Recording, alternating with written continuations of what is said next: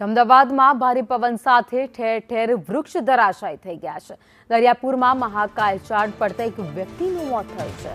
વૃક્ષ પડતા પિતાનું મોત થઈ ગયું છે। પુત્ર સારવાર હેઠળ છે। પિતા પુત્ર રાતે રિક્ષામાં બેઠા હતા ત્યારે વૃક્ષ ધરાશાયી થયું હતું। ઝાડ પડતા પાર્ક કરેલ વાહનોને પણ ભારે નુકસાન થયું છે। અમદાવાદમાં વરસાદ પહેલા ભારે પવન ફૂંકાયો હતો, જેના કારણે અનેક જગ્યાઓ પર વૃક્ષ ધરાશાયી થઈ ગયા છે। અત્યારે તેને હટાવવાની કામગીરી ચાલી રહી છે કોર્પોરેશન દ્વારા, પરંતુ આ વૃક્ષ જે પડ્યું છે તે એક પરિવાર માટે આફત લઈને આવ્યું છે, કારણ કે વૃક્ષ પડતા જ એક વ્યક્તિનું મોત થઈ ગયું। અમદાવાદ શહેરમાં ગઈકાલે સાંજથી પલટો જે વાતાવરણનો આવ્યો, ત્યારબાદ ઠેર ઠેર વૃક્ષો ધરાશાયી થવાની ઘટનાઓ સામે આવી।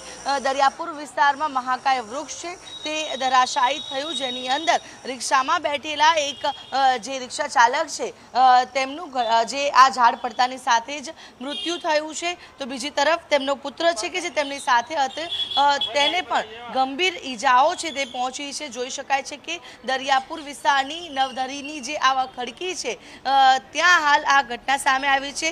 જે આ ખાસ કરીને જે આ ઘટના સર્જાઈ તેમાં જે એક વ્યક્તિનું મોત પણ સામે આવ્યું છે। જે અહીંયાના લોકો છે તેની સાથે વાતચીત કરીશું। આ ઘટના ક્યારે કેટલા વાગે સર્જાઈ અને શું થયું હતું ગઈકાલે?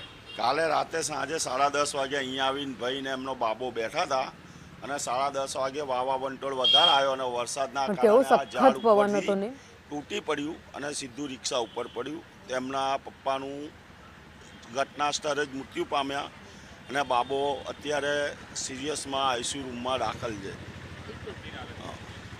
આપનું શું કહેવું છે? પરિવારમાં કેટલા જણ હતા ને આ વૃક્ષ પડે એવું પહેલેથી જ હતું? કોર્પોરેશને જાણ હતી? કોર્પોરેશનને તો અમે લોકોએ જાણ કરીને પહેલાં કપાવવા બી માંગ્યું હતું આને, પણ અમુક જણાએ ઓબ્જેક્શન ઉઠાવીને પોળનાએ ના કાપવા દીધું। બિલકુલ। શું જે આ વૃક્ષ છે તે પડે એવું જ હતું પહેલેથી? પડે એવું આમ તો સડી જ ગયેલું હતું, પણ એમાં શું થયું હતું ખબર છે કે લોકો મકાનની સહીઓ માગે ને, મકાન ઉપર પડે તો પછી જવાબદાર કોણ લે?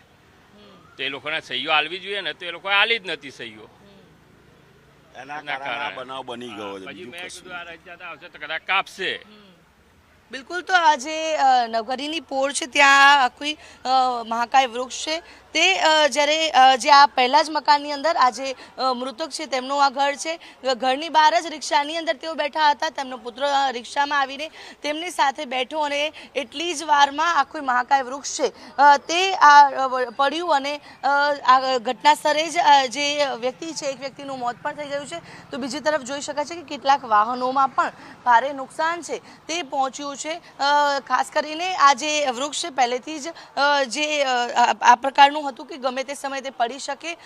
કોર્પોરેશનમાં જાણ પણ કરવામાં આવી હતી, જો કે સ્થાનિકો જે મકાન માલિકો છે તેમને પરવાનગી આપવામાં વિલંબ કર્યો અને આખરે આ પ્રકારની આ જે દુર્ઘટના છે તે અહીંયા સર્જાઈ છે। અમદાવાદમાં ગઈકાલથી જ વાતાવરણમાં પલટો આવ્યો, ત્યારબાદ અલગ અલગ 25 જેટલી જગ્યાઓ છે, સ્થળો છે કે જ્યાં વૃક્ષો છે કે ધરાશાયી થયા છે। ત્યારે હાલ તંત્ર દ્વારા આ પ્રકારે જે કોશનના સાવધાનના અહીંયા આજે આખા બેનર લગાવી દીધા છે, ચેતવણી છે ને મકાનો છે તે પણ ભયજનક હોવાની ચેતવણી છે તે લગાવી દેવામાં આવી છે। એટલે કે ગઈકાલે આજે વાતાવરણમાં પલટો આવ્યો, કમોસમી વરસાદ, ભારે પવનો અને ગાજવીજના કારણે જે વૃક્ષો ધરાશાયી થયા તેમાં દરિયાપુર વિસ્તારમાં વૃક્ષ ધરાશાયી થતાં એક વ્યક્તિનું મોત થયું છે, જ્યારે અન્ય એક વ્યક્તિ છે ગંભીર રીતે હાલ ઇજાગ્રસ્ત હોવાથી તે સારવાર હેઠળ છે। કેમેરા પર્સન મનીષ વાણિયા સાથે આયુષી યાજ્ઞિક, સંદેશની અમદાવાદ।